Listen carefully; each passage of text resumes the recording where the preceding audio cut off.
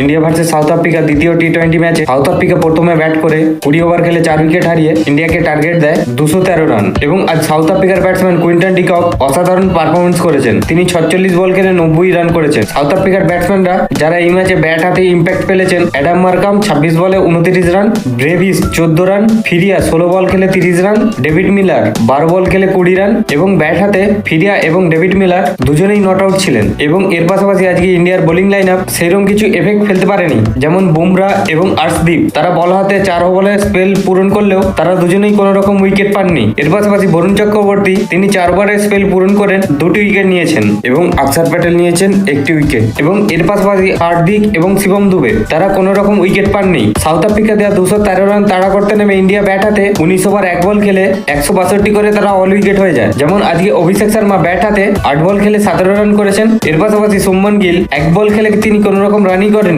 এবং খুব তাড়াতাড়ি 2 উইকেট পড়ে যাবার পর তিলক বর্মা থাকা সত্ত্বেও গৌতম গম্ভীর ব্যাট করতে পাঠান অক্ষর প্যাটেলকে এবং অক্ষর প্যাটেল 21 বল খেলে তিনি 21 রান করেছেন। ইন্ডিয়ান ক্যাপ্টেন সূর্য কুমার যাদব করেছেন 4 বল খেলে 5 রান। তিলক বর্মাই মাত্র এমন একটা ব্যাটসম্যান যিনি ব্যাট হাতে আজ ইম্প্যাক্ট ফেলতে পেরেছেন। তিলক বর্মা 34 বল খেলে 62 রান করেছেন। এর পাশাপাশি হার্দিক পান্ডিয়া আজ 23 বল খেলে তিনি 20 রান করেছেন। গৌতম গম্ভীরের আরেকটা সুপুত্র super over specialist Jitesh Sharma তিনি 17 বল খেলে 27 রান করেছেন। এবং এই ম্যাচে দেখা গেছে কে ফিনিশার, কে ওপেনার, কে ওয়ান ডাউনের প্লেয়ার কোনো রকম কিচ্ছু বোঝা যায়নি, কারণ যে মিডিল অর্ডারের প্লেয়ার শিবম দুবে তাকে নামানো হয়েছে জিতেশ শর্মার পর, আর জিতেশ শর্মাকে খেলানো হচ্ছে ফিনিশার রূপে। যাই হোক, সেটা আলাদা ব্যাপার, সে গৌতম গম্ভীরের সুপুত্র, তার জন্য তো একটা স্পেশাল ব্যবস্থা থাকেই। এখানে শিবম দুবে 2 বল খেলে 1 রান করেছেন, আর্শদীপ সিং 3 বল খেলে 4 রান করেছেন এবং বরুণ চক্রবর্তী 2 বল খেলে 0 রান করেছেন। এর পাশাপাশি বুমরাই এমন একটা ব্যাটসম্যান যিনি আজকের ম্যাচে ব্যাট হাতে নট আউট ছিলেন। এবং আজকে সাউথ আফ্রিকার বোলাররা যারা সব থেকে এফেক্টিভ প্রুফ হয়েছে, মার্কো জনসন তার 4 ওভার স্পেল পূরণ করে তিনি নিয়েছেন 2টি উইকেট।